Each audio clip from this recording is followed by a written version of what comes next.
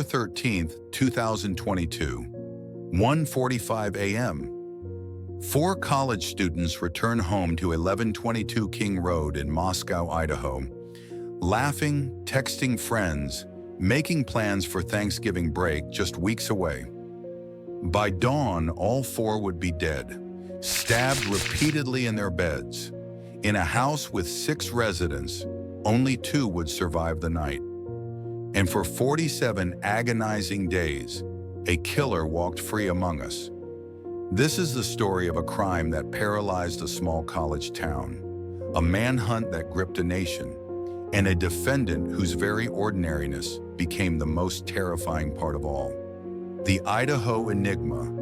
4 lives, 1 night, 0 answers. Moscow, Idaho. Population, 25,000.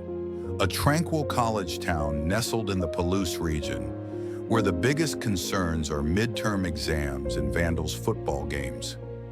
The kind of place where parents send their children believing they'll be safe, where doors often go unlocked, where violent crime is virtually unheard of. November 13th, 2022 would shatter that illusion forever. Kaylee Goncalves, 21, a senior with her whole life mapped out just weeks from graduation. Madison Mogen, also 21, Kaylee's best friend since 6th grade, inseparable to the very end. Xana Kernodle, 20, a junior with the infectious smile and dreams of marketing. Ethan Chapin, 20, Xana's boyfriend, a triplet who wasn't even supposed to be there that night. 4 bright, beautiful lives, 4 futures erased in minutes. At 11:58 a.m. on Sunday, November 13, a 911 call came from the house on King Road, not from the surviving roommates who lived on the first floor, but from one of their phones. The caller reported an unconscious person. Police arrived expecting a medical emergency, perhaps alcohol poisoning, maybe an overdose. College town problems. What they found was a slaughterhouse. All 4 victims were found in their beds on the 2nd and 3rd floors. Each had been stabbed multiple times with what investigators would later describe as a large, fixed-blade knife. The attacks were savage, personal, and according to the coroner, some victims had defensive wounds, signs of a struggle. They fought back. It wasn't enough. But here's where the mystery deepens. 2 roommates sleeping on the first floor were unharmed, untouched. They slept through what police would later call a crime of passion. Or did they? What kind of killer murders 4 people in a house full of 6, leaving 2 alive? Was it mercy, oversight, or something far more calculated? Within hours, Moscow became a fortress. Local police, Idaho State Police, FBI agents descended on the small town. The house on King Road became a crime scene under 24-hour guard. Students fled campus. Parents pulled their children from school. And one question echoed through every conversation, every news broadcast, every sleepless night. Who did this? Investigators began reconstructing the victims' final hours. Kaylee and Madison had been at a local bar, the Corner Club, until 1:30 a.m. They stopped at a food truck, captured on video ordering pasta, laughing, unaware they had less than 2 hours to live. Xana and Ethan had been at a fraternity party. All 4 returned home between 1:45 and 1:56 a.m. The coroner placed the time of death between 3 and 4 a.m., a narrow window, 1 to 2 hours after they'd gone to sleep. Someone had entered that house in the dead of night and moved through it with purpose. Days turned into weeks. Tips flooded in by the thousands. Police investigated ex-boyfriends, classmates, random men at the food truck. Even the surviving roommates faced suspicion from an increasingly desperate public. The murder weapon, a Ka-Bar-style knife, was never found. No witnesses came forward. No arrests were made. Moscow, Idaho, was living in terror. Kaylee's family, shattered by grief, began pleading publicly for answers. Her father, Steve Goncalves, gave interview after interview, refusing to let the case go cold, refusing to let his daughter become a statistic. He spoke of her dreams, her love for life, her bond with Madison. They died together, he said. They were best friends forever, and now they're that in heaven. By late December, many had given up hope. The case seemed unsolvable. The killer, a ghost. And then, 1,500 miles away in Pennsylvania, police knocked on a door. Everything was about to change. December 30th, 2022. 47 days after the murders, Bryan Kohberger, a 28-year-old PhD student in criminology at Washington State University, was arrested at his parents' home in Albrightsville, Pennsylvania. He'd driven across the country with his father, fleeing, though police had been tracking him for weeks. Who was Bryan Kohberger? A quiet, awkward student who studied criminal justice. A teaching assistant who graded papers on the psychology of criminals. A man who once posted online surveys asking convicted criminals about their thought processes during crimes. How did you choose your victims? One question read. What did you feel after committing your crime? The irony was suffocating. Kohberger attended Washington State University in Pullman, just 15 minutes from Moscow, just 9 miles from the house on King Road. He'd moved to the area only months before the murders, arriving in June 2022. 5 months later, 4 people were dead. But proximity isn't evidence. Being strange isn't a crime. So what did police actually have? The arrest warrant revealed 3 crucial pieces of evidence. First, a white Hyundai Elantra seen on security cameras near the crime scene at 4 a.m. The window of the murders. Kohberger owned a white Hyundai Elantra.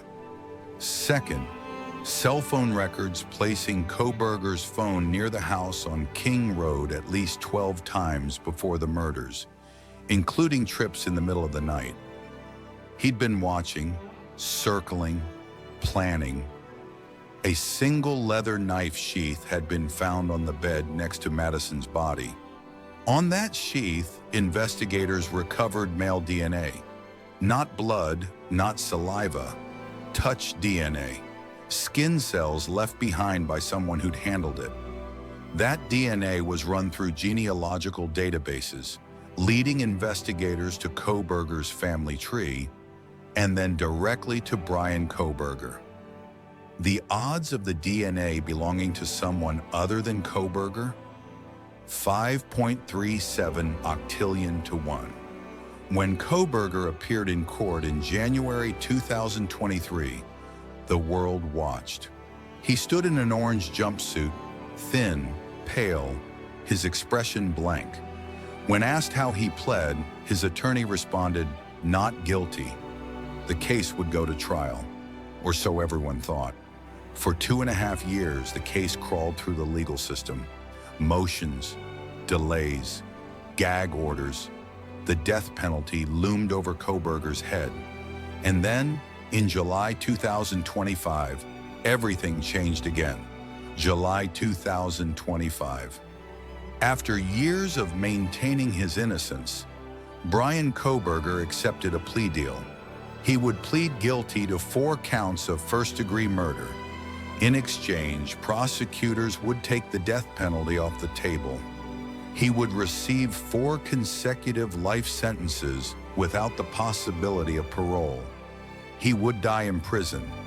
In a packed courtroom, the families of Kaylee, Madison, Xana, and Ethan watched as the man who'd stolen their children, their siblings, their futures, finally admitted what he'd done. Some wept.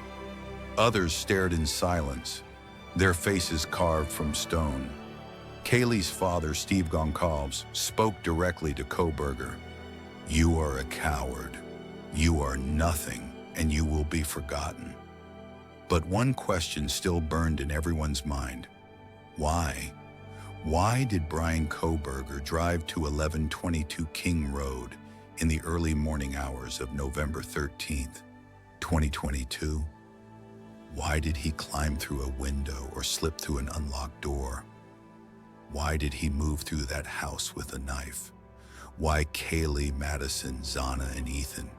Had he known them, stalked them, or were they simply unlucky, chosen at random by a man whose doctoral studies on the criminal mind had twisted into something darker?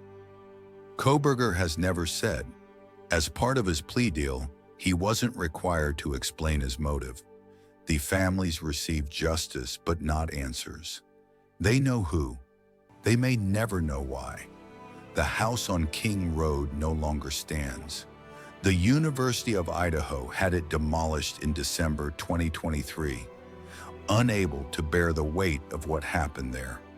The property is now an empty lot, a memorial garden planned in its place, 4 trees, 4 benches, 4 names that will never be forgotten.